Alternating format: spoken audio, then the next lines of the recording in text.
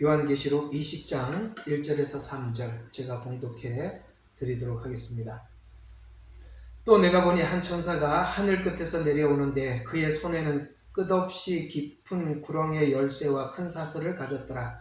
그가 그 용을 잡으니 곧 마귀요 사탄이 옛뱀이라. 그를 1000년 동안 묶어두니 그를 끝없이 깊은 구렁에 던져서 가두고 그 위에 봉인하여 1000년이 찰 때까지 민족들을 다시는 미혹하지 못하게 하더라. 그 후에는 그가 반드시 잠시 동안 풀려나게 되리라. 아멘. 우리는 천년 왕국을 공부하고 있지요. 반유대주의 사상을 이념을 가졌거나 혹은 대체 신학을 이해하고 계시는 분들은 이 천년 왕국에 관한 내용을 그다지 이렇게 관심 있게 하려고 하지 않을 것입니다.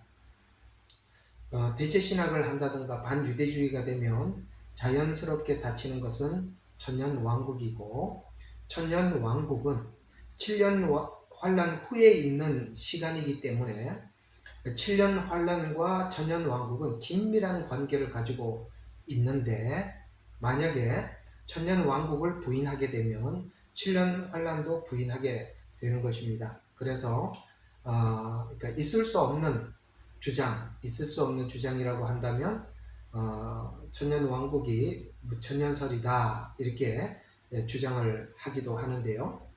오늘은 20장에 있는 이 내용을 가지고 이 천년 왕국과 7년 환란의 관계 속에 어떤 연관이 있는지 살펴보고, 저번에 강조했던 것처럼 7년이라는 시간도 상징적인 숫자가 아니라 정확한 7이라는 분명히 숫자가 있지요. 1260일 혹은 42달 이렇게까지 표현을 해서 이 7년이 추상적인 시간이 아니라 실제적인 시간임을 우리에게 말씀하고 있고, 이 천년이라는 이 시간도 동일하게, 예를 들어서 한번 보세요. 이 천년 왕국이, 천년이라는 이 숫자가 많은 곳에 나와 있는 것이 아니라 20장에 이렇게 나와 있어요. 오늘 금방 읽었던 2절을 한번 보시면 2절 후반부에 보면 그를 1000년 동안 묶어두니라고 해서 분명히 이 옛뱀이요 그 다음에 용을 잡으니라는 이 마귀를 1000년 동안 분명히 이 숫자를 말하면서 1000년 동안 묶어두었다 이렇게 말씀하고 있지요. 그리고 여기 1000년이라는 말이 또 어디 나오느냐면은 가두고 봉인하여 3절에 보니까 깊은 구렁에 던져서 가두고 그 위에 봉인하여 1000년이 찰 때까지라고 이렇게 말씀하고 있어서 이 1000년이 상징적인 시간이 아니라 실제적인 시간임을 성경은 말하고 있습니다. 그러니까 정상적인 복음을 전하는 사람들은 1000년이 추상적이거나 상징적인 시간이 아니라 분명히 숫자로서 표현한 1000년이다 이렇게 말씀하고 있다는 것에 대해서 우리 모두 다 정확한 이해를 하고 있고 부인하지 않습니다. 그러나 그렇지 않는 사람들은 이 1000년을 상징적인 시간 혹은 무천년 이렇게 주장을 하게 되는데, 이런 주장들은 전부 다 성경과 다른 주장이라는 것을 여러분 기억해 주시면서 오늘은 7년 환란기와 천년과의 관계가 어떤 관계 속에 엮여 있는지 여러분들과 함께 생각해 보려고 합니다. 자, 여러분 7년이라는 이 환란기는 이제 환란기라는 말을 쓴다는 것은 분명히 또 이 환란이라는 말 속에 의미가 있기 때문에 이 환란기라는, 물론 때로는 7년이라는 표현을 쓰기도 하고 환란기라는 표현을 쓰기도 합니다만, 오늘은 이 환란기라는 표현을 써서 왜 이 환란인가라는 부분을 생각을 해 보려고 합니다. 여러분 마태복음 24장은 우리 모두가 알고 있는 이 7년 환란기 안에 있을 이야기들을 예수님께서 다니엘서와 요한계시록을 함께 묶어서 목차처럼 뚜렷이 우리에게 알려준 이야기죠. 그래서 24장은 분명히 7년이라는 환란 기간이 있다라는 것을 말씀해 주면서 이 7년이라는 시간이 무슨 시간이냐라는 이야기는 목적이 뭐냐라는 이야기는 25장에 들어가서 나눔의 시간이다. 이렇게 우리에게 말씀해 주고 있습니다. 다시 한번 말씀드리겠습니다. 24장은 뭐라고요? 7년 환란기. 그 다음에 25장은 뭐라고요? 7년 환란의 목적은 나눔이다. 이렇게 두 가지를 기억해 주시면 좋겠습니다. 그래서 나눔을 설명을 하면서 세 가지 비유를 들어서 우리에게 나눔을 말씀해 주시고 계시죠. 하나는 뭡니까? 열처녀 비유, 또 하나는 달란트 비유, 또 하나는 양과 염소의 비유. 아마 이 교회 다니는 여러분들은 이 말씀을 수도 없이 들었을 테지만 그래도 우리는 또 하고 또 해서 우리가 흔히 말하는 말은 중요한 것은 여러 번 반복해서 자다가 일어나서 물어도 딱 대답할 수 있을 만큼 해야 되니까. 열처녀 비유는 어떤 뜻이냐? 기름을 준비한 5과 준비하지 않는 5, 이렇게 성경은 말씀하고 있지요. 그러면 이렇게 한번 봅시다. 기름을 준비한다. 그래서 여러분 요즘 유튜브를 보면 사람들이 나름 마태복음 25장의 내용들을 자기가 깨달은 대로 사람들이 많이 올렸더라고요. 근데 이런 주장들을 많이 합디다. 열처녀에 나오는 그 기름은 성령이 아니다라는 주장들을 많이들 하는 그런 유튜브에 그런 내용들이 많이 올라왔었어요. 여러분 어떻게 생각하세요? 그 요한계시록 마태복음 25장에 있는 등과 기름, 이게 주제지 않습니까? 중요한 것은 등이고 그 다음에 기름이지 않습니까? 등은 있었는데 기름이 없었다라는 것이죠. 그러면 이 기름이 성령이 아니다라고 주장하는 분들이 많이 나오는데 요즘 왜 그런 주장들이 유행하는지 저도 잘 모르겠습니다. 그러나 기름은 분명히 성령입니다. 그 중요한 사실은 이 기름이 성령이다라는 이 부분은, 이 주장은 결코 바뀔 수 없는 주장인데도 그런 주장을 내세워서 기름이 아니다라고 이야기를 하는데 그 이유가 그겁니다. 자, 오늘 낯설교가 율법과 은혜에 대한 구분을 말씀드린 적이 있었어요. 그렇죠? 이제는 좀 점점 어려워지니까 정신을 많이 차리셔야 돼요. 앞에 내가 많이 설명을 해두었기 때문에 나는 여러분들이 여기까지 따라왔다고 생각을 하고 설명을 하니까 여러분들도 저를 좀 제 마음을 좀 헤아리셔서 정신 차려서 들으셔야 돼요. 이제 열처녀 비유가 조금 더 한 단계 더 어려워졌어요. 어떻게 어려워졌냐면 여러분 은혜의 성령을 받을 준비하기 위한 율법, 이게 무슨 뜻인지 이렇게 생각해 봅시다. 이제 그 갈라디아서의 어려운 문제들을 풀어가는 거거든요.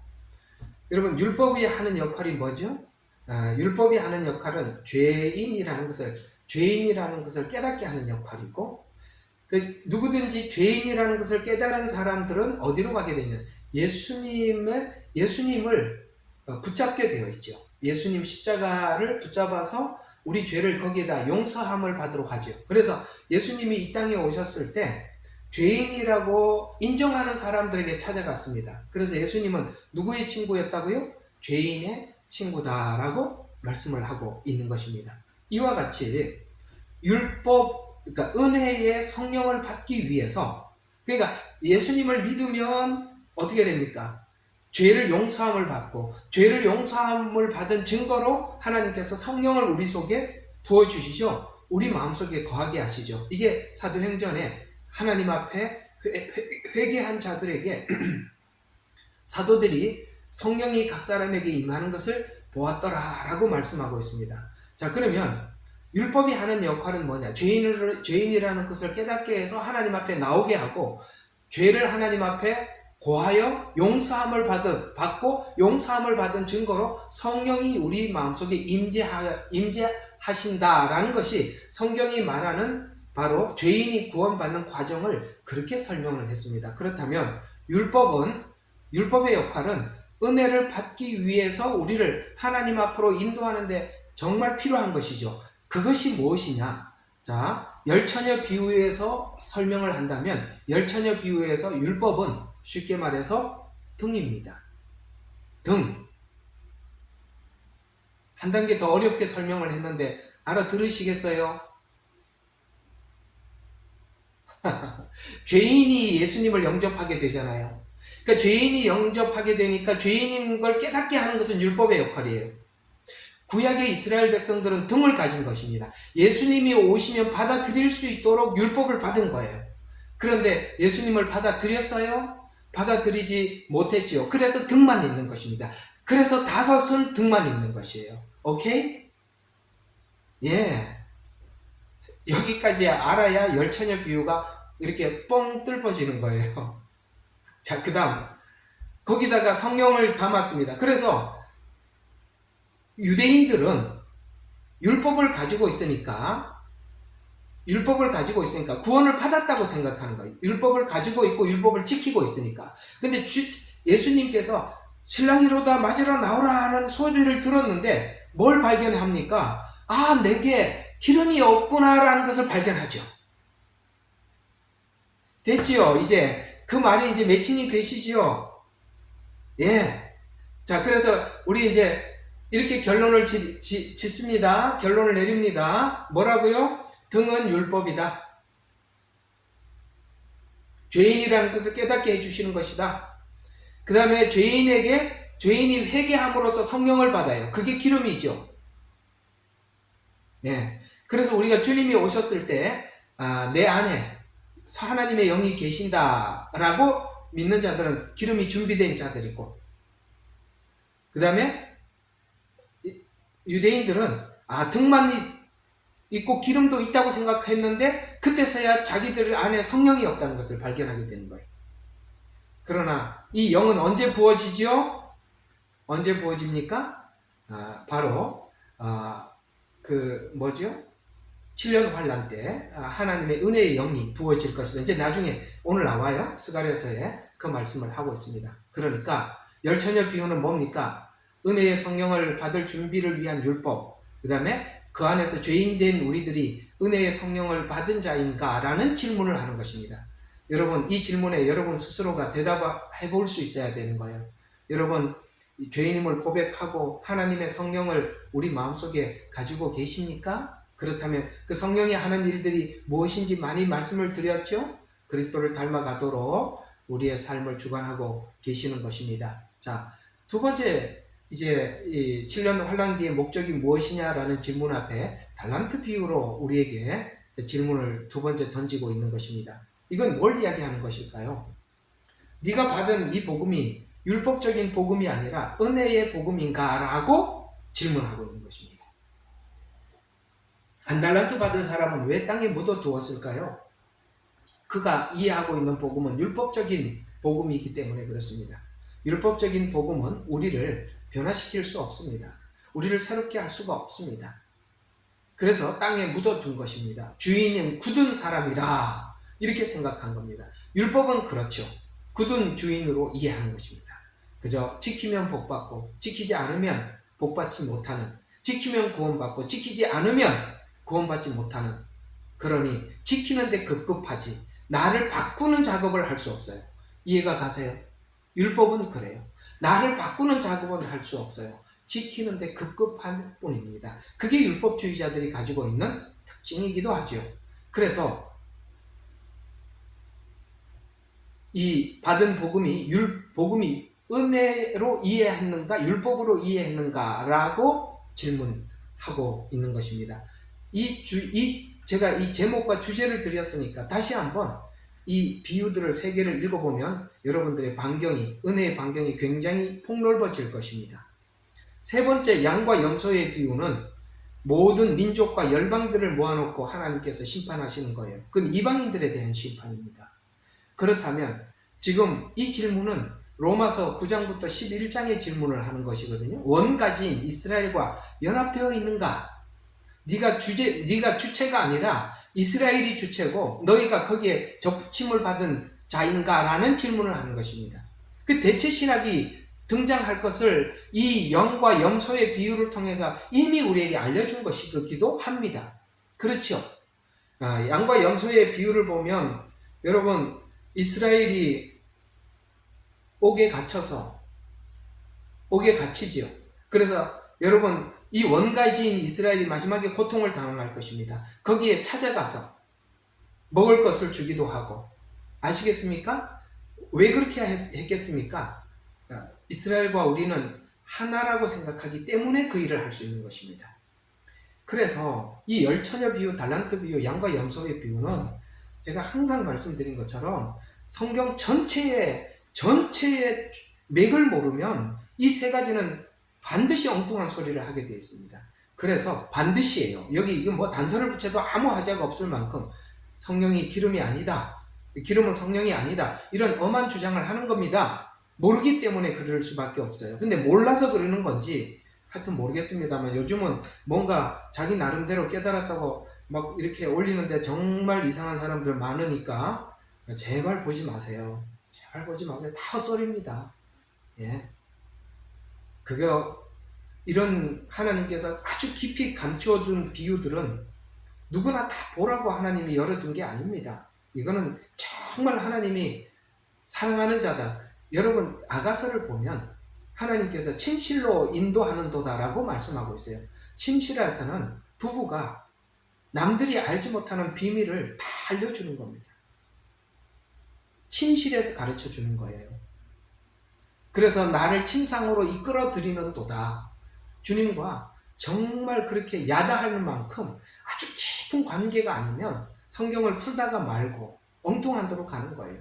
하나님의 진짜 깊은 비밀들은 하나님께서 진짜 사랑하는 자에게만 열어주시는 거예요. 자, 열처녀 비유 이렇게 정리를 해둡니다. 여러분 꼭 기억하시고 이 관점에서 열처녀, 달란트, 양과 염소를 비유를 보고 나면 7년을 통해서 뭘 하려는지 7년 환란기를 통해서 나누는 것이구나. 준비한 5과 준비되지 못한 5. 그 다음에 뭐지요? 달란트 비유에서 1달란트와 5달란트, 2달란트 이 둘을 나누고요. 그 다음에 양과 염소를 나누는 거예요. 그래서 7년은 뭐 하는 시간이다? 나누는 시간이라고 말씀하면서 나누어지게 염소의 계열에 쓰는 사람, 1달란트 쪽에 서는 사람은 이런 사람이니까 너가 그런 사람인지 점검해봐라 라고 우리에게 체크리스트를 보여준 거예요. 체크리스트를. 자, 그러면 7년을 통해 나누어진 자들이 이제 천년 왕국이 나누어진 채로 들어가는 거거든요. 나누어진 채로 들어가는 겁니다. 이 시간을 맞이하게 되는 것입니다. 그래서 7년을 통해 나누어진 자들은 천년 왕국과 천년 왕국 후에 다 나누어질 것입니다. 오케이? 나누어질. 자, 그러면 통치하는 자는 누구냐? 그 다음에 통치받는 자가 있어요. 천년 왕국에 통치자가 있고 통치받는 자가 있어요. 여러분 또 이렇게 이야기하는 것도 다 아닙니다. 통치하는 자는 예수님이고 통치받는 자는 우리다. 전혀 아닙니다. 천년 왕국에 우리도 통치하는 자로 들어가는 것입니다. 부활 말씀드릴 때 말씀을 드렸었어요. 우리는 영의 부활을 가진 자들이라고 했고 육의 부활을 받은 자들은 통치받는 자로 들어간다고 말씀을 드렸습니다. 자, 그러면 통치하는 자는 누구냐? 지혜로운 왜 지혜로운 5처녀인데 왜 7처녀라고 적었습니까? 예, 이거는 오타입니다. 자, 지혜로운 5처녀. 그 다음에 은혜의 복음을 받은 성령을 받은 자. 아까 그 세 비유 말이에요. 이 앞에 열처녀, 달란트, 양과 염소의 비유와 연결해서 지혜로운 5처녀. 그 다음에 은혜의 복음을 받은 성령을 받은 자. 기름. 그 다음에 원가지 이스라엘의 접붙임을 받은 자. 이들이 통치하는 자예요. 하나님의 영을 받은 자들. 예수님을 구주로 받아들여서 성령이 거한 신부로서 신령한 몸을 입고 부활에 참여한 자들, 이들을 우리는 통치자들이라고 성경은 말씀하고 있습니다. 자, 그러면 통치받는 자, 이 통치받는 자, 특별히 유대인들 중에 이들이 많습니다. 유대인들 중에 많아요. 자, 그러면 이것 좀 오늘 왜 유대인들 중에 많은가, 이 부분을 한번 정리해 보도록 하겠습니다. 아마 이거 한번 듣고 이해하기 어려울 테니까 이거 계속 들으면서 정리를 해 두시면 좋습니다. 자, 통치받는 자는 7년 환란기 중에 예수님을 구주로 영접한 자들이에요. 7년 환난기 중에, 그래서 너희가 견디는 자는 구원을 받으리라 라고 말하는 이 견딤은 바로 그런 의미를 가지고 있는데요. 이들은 7년 환난기를 통해서 연단된 자들로 스가랴 12장 9절 봅니다. 자, 이제 스가랴서를 다 표시해야 돼요. 여기 스가랴서에서 많은 이야기들을 해야만 하기 때문에 그렇습니다. 스가랴서, 그 복잡하고 어려운 스가랴서, 이 스가랴서는 정말 해석하기 참 어려워요. 쉽지 않아요. 그래도 우리는 하나님께서 열어주신 만큼 우리가 한번 정리해 보도록 하겠습니다. 스가랴서 12장 9절.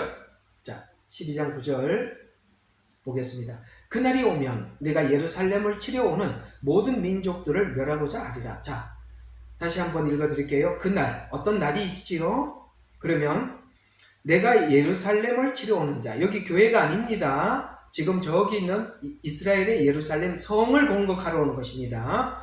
자, 예루살렘을 치러오는 모든 민족이라고 하니까 누구지요? 이방인들입니다. 자, 그러면 이런 일들이 언제 있죠? 예루살렘을 치러 오는 이 시간이 언제죠? 7년 환난기 중에 두 번 있죠. 한 번은 유브라데 전쟁, 한 번은 아마겟돈 전쟁입니다. 적어 두세요. 그날은 전쟁을 이야기하는 것입니다. 근데 이 전쟁에 이들이 참 용감하지요. 8절을 보세요. 그날에 주는 예루살렘 거민을 보호하리니. 여러분, 그렇게 하나님 이스라엘 백성들을 그 전쟁 중에 보호하신다고 약속하셨어요. 그러면서 그날에는 그들 가운데 약한 자가 다윗 같겠고, 얼마나 이스라엘이 용사가 됐는지 아시겠죠? 그 다음에 다윗 집이 하나님 같이 그들 앞에 선 주의 천사가, 이방인들을 볼 때 그 이스라엘 병사 한 사람이, 군사 한 사람이 다윗과 같아서 우러러 보더라는 거예요. 어떻게 우러러 보느냐? 다윗의 집이 하나님 같이 되리라. 와, 이거 온 세상이 알더라. 그곳이 하나님이 임하는 곳이고 하나님이 보호하는 것을 사람들이, 이 전쟁을 하러 온 사람들이 보고 온 세상 사람들이 하나님이 함께함을 보게 되더라. 여러분, 다윗과 하나님이 함께해서 용사가 되었듯이 이스라엘 백성들이 그렇게 용사가 되더라 라고 하면서 그들 앞에 선 주의 천사같이 되리라. 그만큼 천사 하나가 얼마나 많은 적군을 물리칩니까? 이러는 것처럼 이스라엘이 그렇게 될 것이다 라고 말씀하고 있습니다. 또 이제 그때 이스라엘 백성들은 그들의 용감하지만 그 용감하면서 하나님께 여러분, 다윗이 전쟁을 하면서 계속 하나님을 의지했었어요. 그래서 그들이 다 하나님을 의지할 때 하나님이 어떻게 해주시냐? 10절을 보니까 또 내가 다윗의 집과, 여러분 요거 다 교회로 풀면 그래서 스가랴서가 안 풀리는 거예요.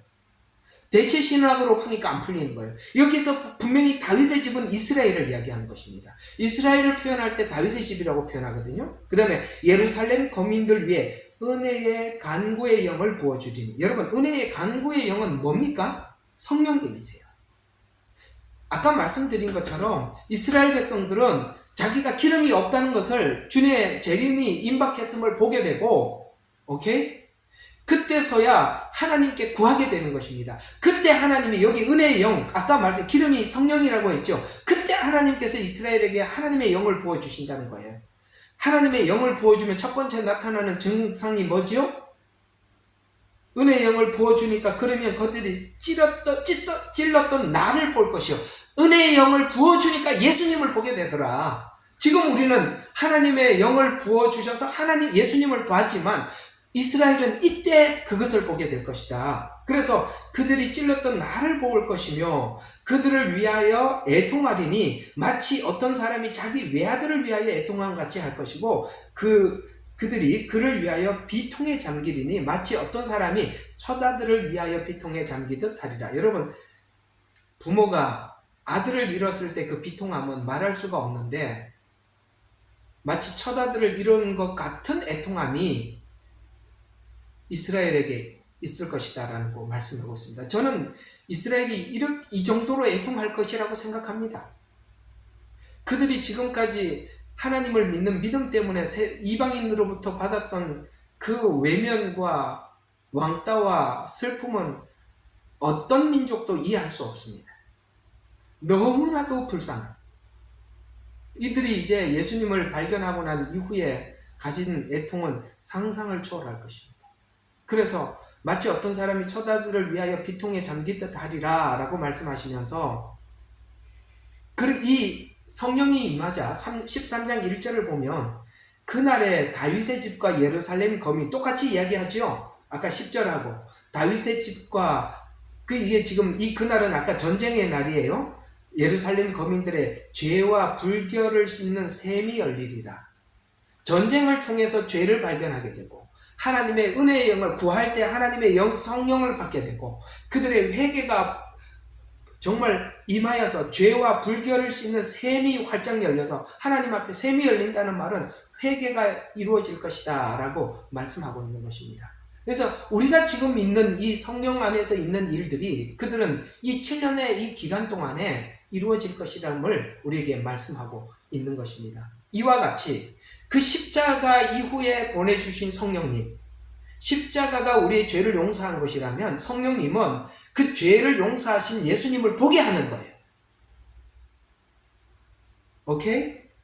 이것이 구원의 완성인데 이 구원 이외에 다른 어떤 구원도 없다는 거예요.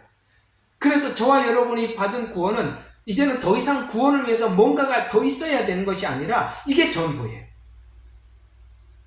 그래서 더 이상 구원의 계획은 아무것도 없다라고 얘기를 합니다. 자, 한번 3절과 4절, 13장 3절 4절 한번 보십시다. 어떤 자가, 자, 우리 2절 후반부에 보면 내가 한 선지자와 더러운 영을 그 땅에서 떠나게 하리라. 여러분, 지금까지 이스라엘이 왜 속았어요? 왜 많은 사람들이 속아 있습니까? 이 더러운 영, 악한 영이 거짓 선지자들에 임해서 거짓말로 거짓 복음을 전했기 때문에 사람들이 구원을 받지 못했단 말이에요. 그래서 그날이 되면 주님께서 어떻게 하시느냐면은 오늘 여기 보니까 내가 또 한 선지자와 더러운 영을 그 땅에서 떠나게 하여서 다시는 예언하지 못하게 하는데 3절에 보니까 이제는 이 모든 예언이 다 완성이 되었을 때 어떤 놈이 또 거짓말하기 위해서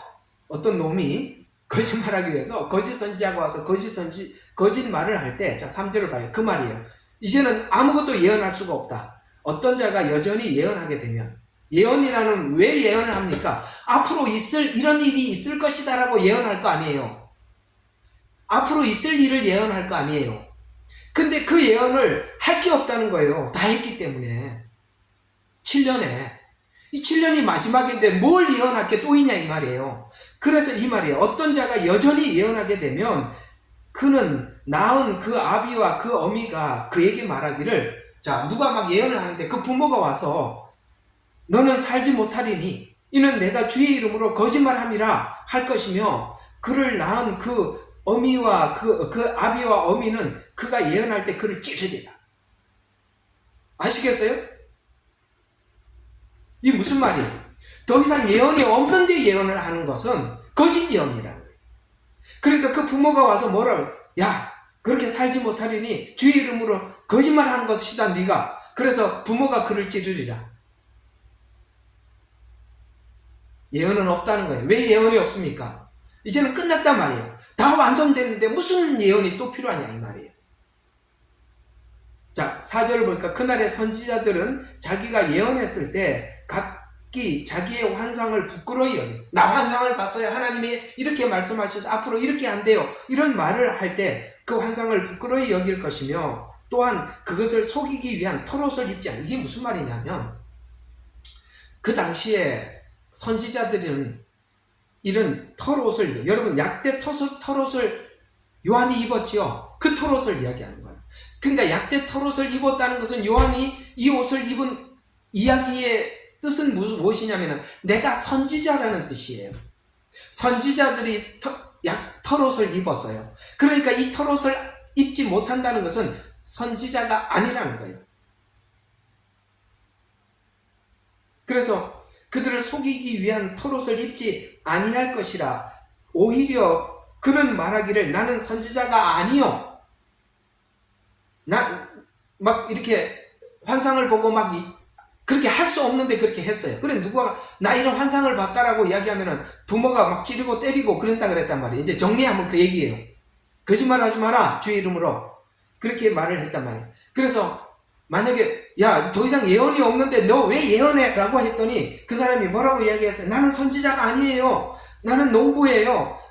그 다음에 이는 사람이 내가 어렸을 때부터 소를 키우도록 나 원래 그게 아니라 나 원래 농부예요. 난 농사꾼이거든요. 이렇게 핑계를 댈 것이다. 이제 아시겠어요? 이 말의 뜻이. 이게 복잡하게 돼 있어가지고 뭔 말인지 모르는데 딱 한마디로 무슨 말? 예언이 없는데 예언을 할 수 없다는 얘기예요.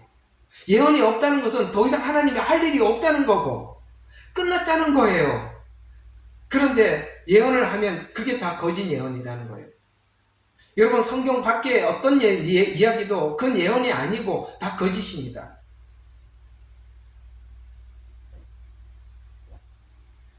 아이고 내가 언제 한번 여러분들 이거 꼭 설명할 날이 와야 되는데 이거 사람들이 읽고 무슨 뜻인지 모를 텐데 생각을 했는데 오늘 말씀을 해드렸으니 한번 말해도 알아들으셔야 해요. 이거 이제 간단한 이야기예요. 예언이 없는데 예언을 할 수 없다 이런 이야기입니다. 자 그러면 더 이상 구원은 더 할 게 없다. 완전히 끝났다. 완성됐다. 아시겠어요? 여기서 이렇게 말씀을 하셨죠? 여기서만 이렇게 말하면은 성경은 짝이 있다고 했는데 짝을 찾아내야지요. 히브리서로 갑시다. 짝이 있어요? 히브리서 9장입니다. 성경이 이렇게 연결된 게 너무 신기하지요? 여기 히브리서하고 이렇게 연결이 되어 있습니다. 9장 25절부터 28절 자 한번 봅시다. 9장 25절 뿐만 아니라 대제사장이 해마다 다른 것들의 피를 가지고 거룩한 곳에 들어간 것처럼 이거 구약의 제사죠? 것처럼 여러 번 자신을 드리실 필요가 없으니 예수님 십자가의 죽음이 뭔지를 설명하는 것입니다. 구원이 이렇게 완전히 완성됐다라는 설명을 하고 있는 거예요.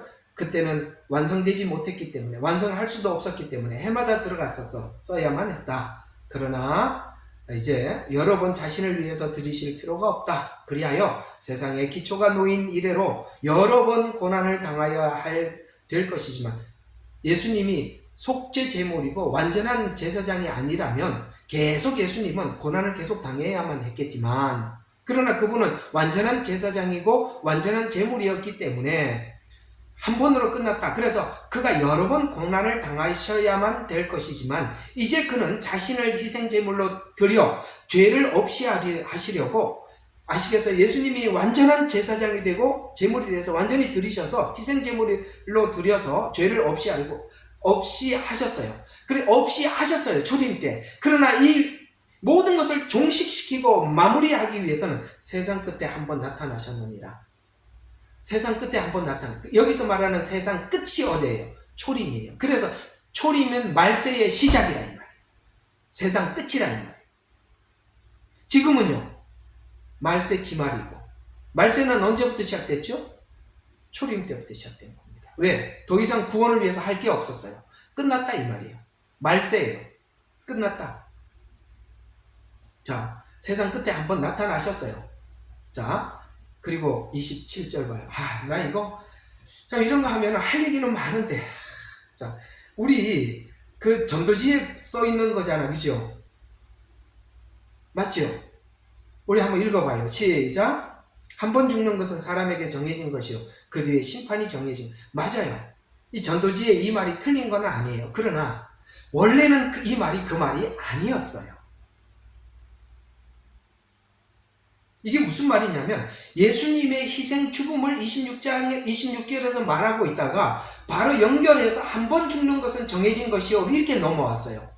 그러면 한 번 죽는 것은 정해진 것이요가 우리에게도 있는 거지만 지금 여기 한 번 죽음이 정해져 있는 것이 누구였다라는 얘기입니까? 그 앞에 예수님이잖아요. 지금 예수님 이야기를 하고 있는데 그건 우리 전도지에다가 쓴 거예요. 신기하죠? 이런 걸 찾아내는 거예요. 그래서 한 번 죽는 것은 사람에게 어떤 사람에게? 우리 모두에게 정해져 있고 예수님에게도 인간으로 태어났기 때문에 죽음이 정해져 있었어요. 그러나 우리의 죽음은 내 죄 때문에 죽은 것이고 예수님은 완전한 희생 제물로 죽은 거예요. 그 죽음이 다르다. 이걸 설명하는 거예요.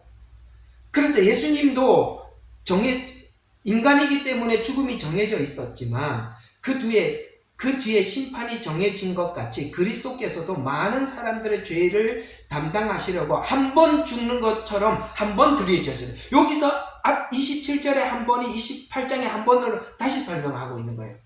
아시겠어요? 그리스도께서 한 번 드렸다. 지금 뭘 강조하는 거예요? 예수님의 죽음은 한 번 죽음으로 완전한 영생을 취했다. 이걸 설명하는 거예요. 한 번 죽음으로 영생을 완전히 취했다. 그래서 우리가 영생을 얻기 위해서 뭐 할 게 아무것도 없다 이 말이에요. 그래서 한 번 드려주셨고 두 번째 자기를 바라는 자들을 우리가 지금 바라고 있어요. 재림을 이야기하고 있죠. 그래서 두 번째 자기를 바라는 자들을 구원에 이르게 하시려고 죄 없이 나타나시리라. 오케이? 초림 때는 죄 없으신 분이 죄를 뒤집어 쓰고 나타나셨고 재림 때는 죄를 용서하신 분이 심판하기 위해서 나타나실 것이에요. 그래서 여기 27절에는 아까 한 번 죽는 것은 사람에게 정해진 것이요 라는 말은 초림을 이야기하고 그 뒤에 심판이 정해진 것 같이는 재림을 이야기하는 것입니다. 아시겠죠? 원래 그 이야기였다 이 말이에요. 원래. 그래서 이제 재림만 남아있을 뿐이다. 자, 뿐만 아니라 이제는 예수님께서 구원을 너무나도 완전하게 완성하셔서 더 이상 구원의 계획은 없대요. 더 이상 구원의 계획은 없대요. 자, 히브리서 10장 26절에서 29절. 더 이상 구원의 계획은 없다. 자, 이는 우리가 진리의 지식을 받고 난 후에도 진리의 지식은 뭡니까? 바로 예수 그리스도 그 복음을 우리가 받고 난 후에도 고의적으로 죄를 지으면 고의적으로 죄를 짓는다는 말은 이런 이야기입니다. 여러분 이런 거 있잖아요.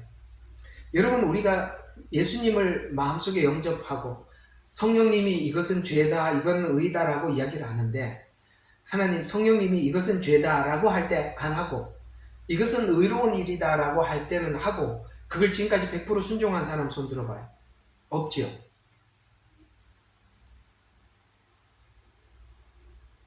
없지요?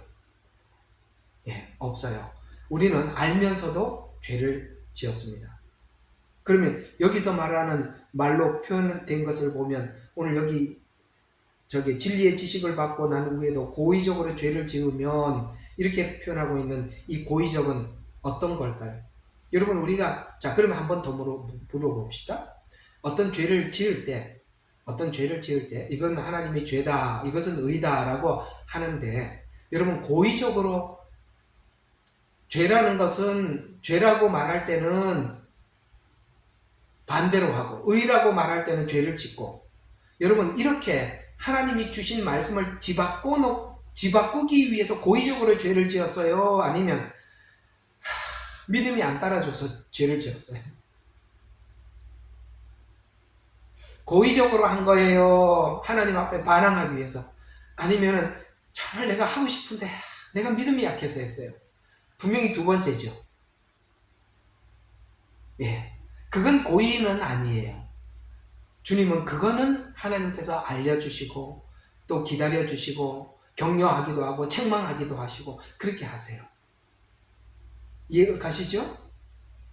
고의적으로 죄를 짓는다는 것은 예수님 십자가 은혜 자체를 거부하는 것입니다.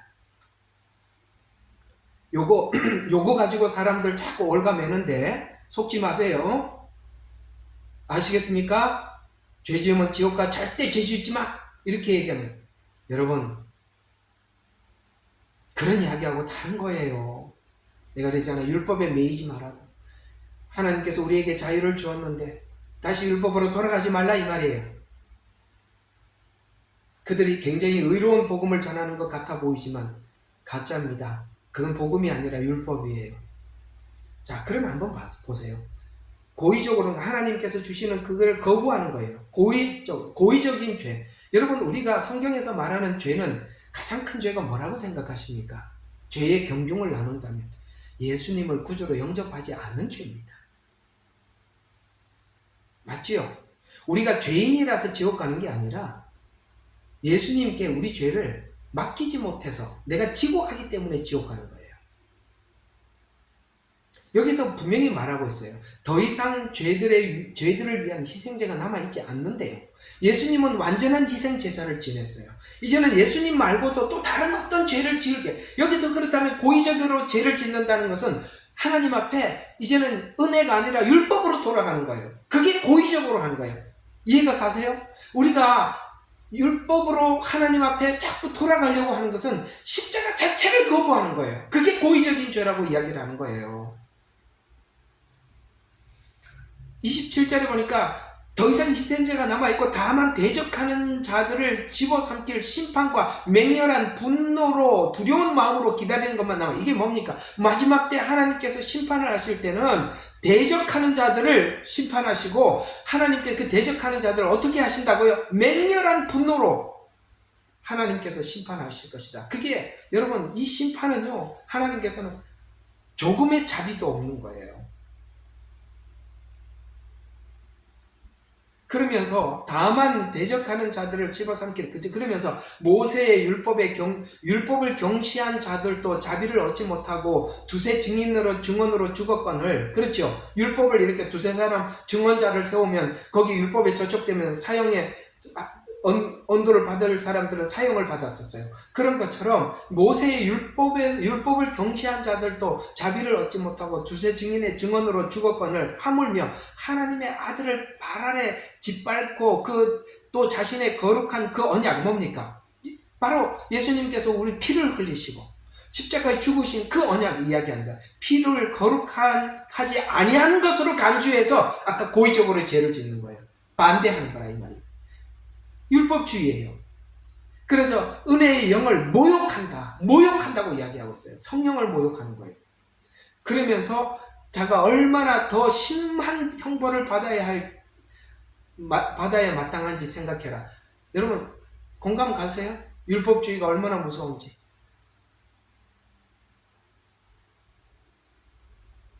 참 보면 율법주의가 이렇게 무서운데도 설교하는 거 보면 너무 율법주의예요. 이제 복음으로 돌아왔다고 설교하고 앉아있는데 들어보면 은혜를 설명하지 않고 율법을 설명하고 있어요. 더 이상 구원의 계획은 없어요. 그래서 이제는 주님께서 다시 오시는 그날까지 인내하면서 재림 약속을 기다리래요.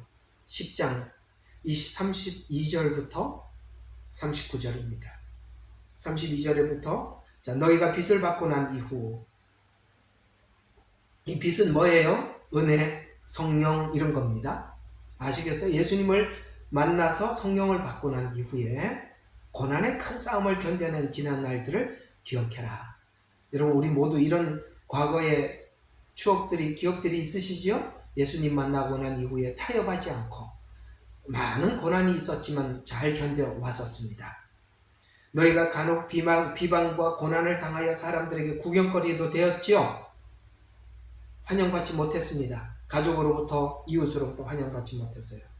또 그런 처지에 있는 자들과 동료가 되었습니다. 이렇게 나와서 보니까 참 이렇게 비방받고 고난받고 사람들에게 구경거리가 되었던 사람들이 모였어요. 이렇게 모여서 여기 동료들이 여기 모여있다 이 말이에요.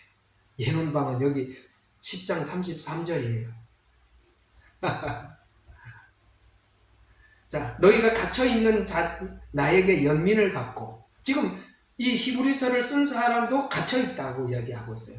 그래서 같은 연민을, 믿음을 지키려고 하다 보니까 사람들로부터 이렇게 비방당하고 고난당하고 구경거리가 되고 사람들로부터 외면당했어요. 그래서 지금 이렇게까지 왔어요. 그래서 갇혀있는 나에게 연민을 갖고 너희 재산을 빼앗기는 것도 기꺼이 당했었어요. 옛날에 그랬었어요. 재산보다 신앙을 선택했었어요. 하늘에 더 좋고 영구한 재산이 있음을 너희가 알미니라. 그래서 여러분들 이거 다 양보한 거 맞죠? 하늘에 영구한 재산이 있기 때문에 양보한 거 맞지요? 예. 하늘에 영구한 이런 재산이 있기 때문에 여러분들은 더 하나님 앞에 가까이 오고 싶었던 분들이십니다. 그러므로 이 확신을 버리지 마라. 그 다음에 이렇게 살아가는 모든 것이 하나님 앞에 큰 상이 된다. 오케이? 예. 믿지 못하는 사람들은 이거 할 수 없는 일인데 우리 믿으니까 그걸 할 수 있었던 거죠. 너희가 인내가 필요하면, 이제 인내가 필요하다는 거 앞으로 이야기해요. 앞으로도 쭉 갈 거다, 이 상황이. 그래서 인내가 필요하면 너희가 하나님의 뜻을 행한 후 그 약속을 받. 그 약속이 뭐죠? 아까 앞에서 큰 상, 영구한 재산, 영생, 이런 것들이죠. 그 약속을 받기 위한 일이다. 조금 있으면 오실리가 오시리니 지체하지 아니하시리라. 아멘. 우리 주님이 곧 오신대요. 이제 의인은 믿음으로 말미암아 살리라. 믿음이 뭐로 갔어요? 인내하는 믿음으로 사는 거예요. 고난이 오고 비방이 와도 사는 것으로 가서, 그러나 누구라도 뒤로 물러나면 내 혼이 그를 기뻐하지 아니하리라. 그러나 우리는 뒤로 물러나서 멸망하게 될 자들에게 속하지 아니하였고 오히려 믿어 혼의 구원에 이르는 자들에게 속하였느니라. 아멘. 우리 영혼이 구원받은 자들이에요. 그러니 우리는 이 구원을 누구에게도 양보할 수 없고 빼앗길 수도 없어요. 그리고 이 구원은 예수님 십자가 안에서 완벽하게 이룬 구원입니다. 이제는 더 이상 그 무엇도 필요하지 않습니다. 그래서 예수님이면 충분하고 완전하고 완벽한 것입니다. 그 얘기를 하는 것이죠.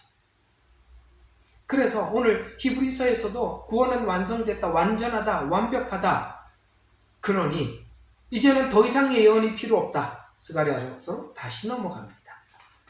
13장 5절.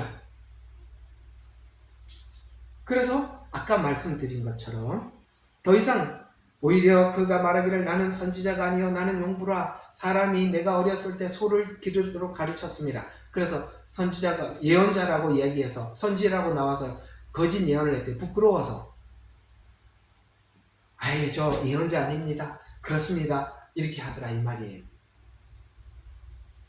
그래서 7년 환난 계획으로 완전하게 이 구원은 완전했고, 완전히 이 구원의 계획은 심판을 위해서 다시 오시리라고 말씀하신 것처럼 막을 내릴 것입니다. 그래서 7년의 목적이 뭐냐?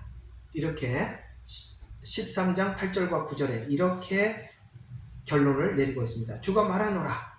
온 땅에서 3분의 2가 끊어지고, 왜 이렇게 나오죠? 요한계시록을 보니까 그래요. 3분의 1이 어떻게 되고 3분의 1이 그래서 전체를 보니까 3분의 2가 끊어지고 죽을 것이나 3분의 1은 거기 남으리라. 내가 그 3분의 1을 불로 통각해 하여 은을 정렬하듯. 이게 7년의 목적이라는 거예요. 7년 환란의 목적이, 환란이라고 써야 되는 것은 불을 통과하는 시간이니까. 그래서 불로 통과하게 해서 은을 정련하듯이 그들을 정련할 것이며, 금을 단련한 것처럼 그들을 단련하리라. 단련한 것처럼 단련하리. 그들이 내 이름을 부르리니 내가 그들을 들으리라. 내가 말하기를 이는 나의 백성이라 할 것이요. 이렇게 연단받고 십자가의 은혜를 아는 사람들을 하나님 뭐라고 이야기해요? 이는 내 백성이라 할 것이요. 그들은 주는 나의 하나님이라 서로 화답이 될 것이다. 이것이 안 됐는데 어떻게 천년왕국에 함께 살 것이며 천국에서 함께 살 수 있겠습니까? 이것이 안 됐는데 여러분, 사랑하지도 않는 사람하고 어떻게 살겠어요? 결혼이 중요합니까? 사랑해야 결혼을 하죠.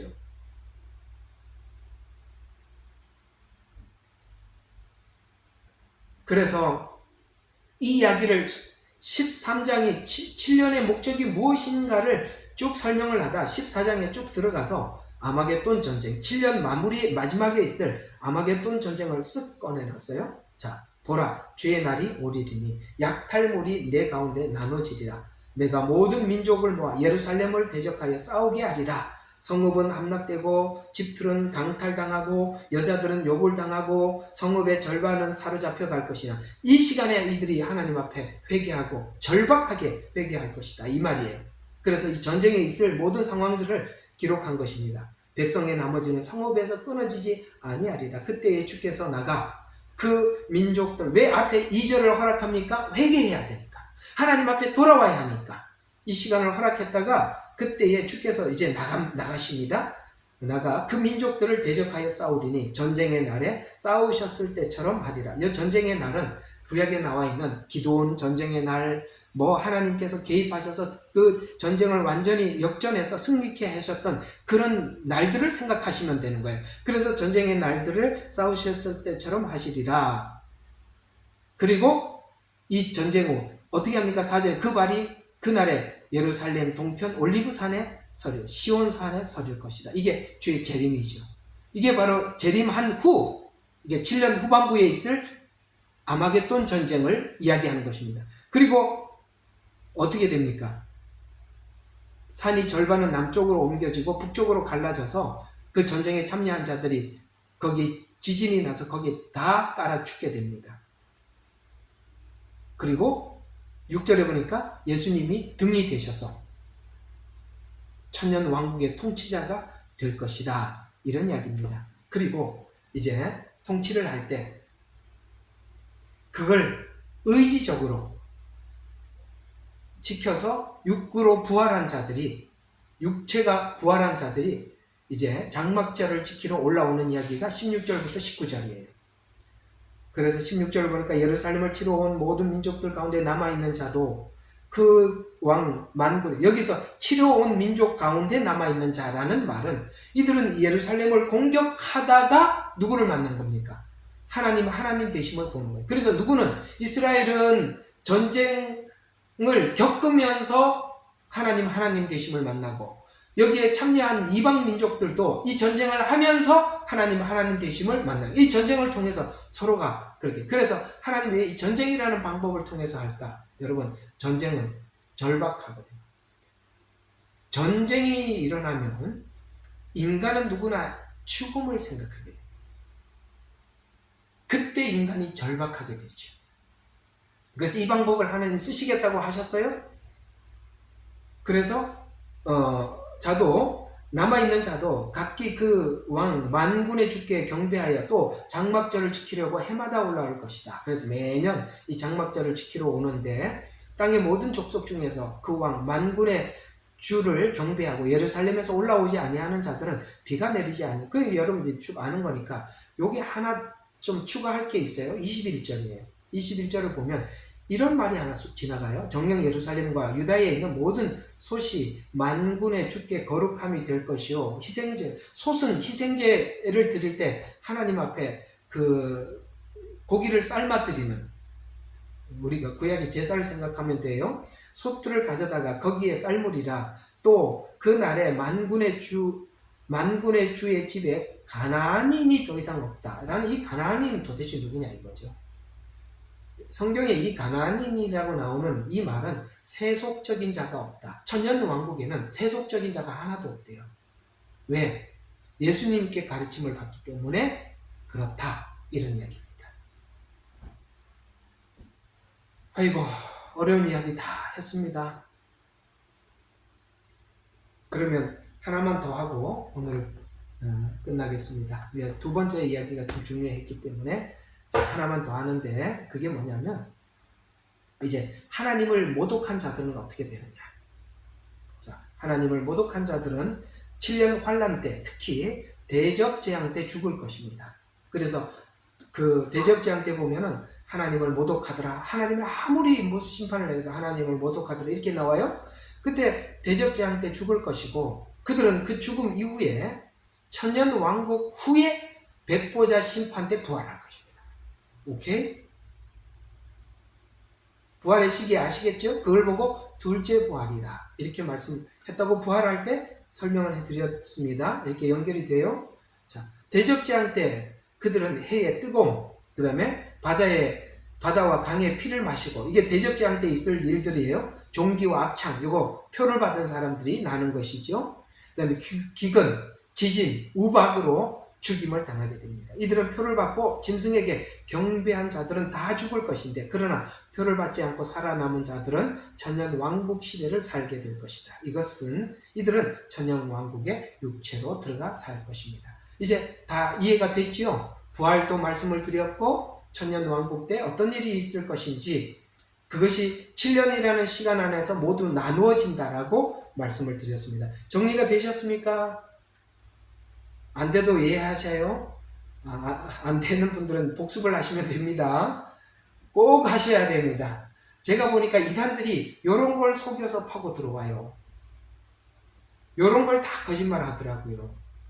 여러분들이 딱 알고 있으면, 이 사람이 이걸 사람들이 모르는 줄 알고 이렇게 속이는구나, 금방 알게 됩니다. 이것이 성경이 말하고 있는 그대로 정통 복음이 이렇게 설명을 하고 있는 것입니다. 기도하고 마치겠습니다. 하나님 아버지,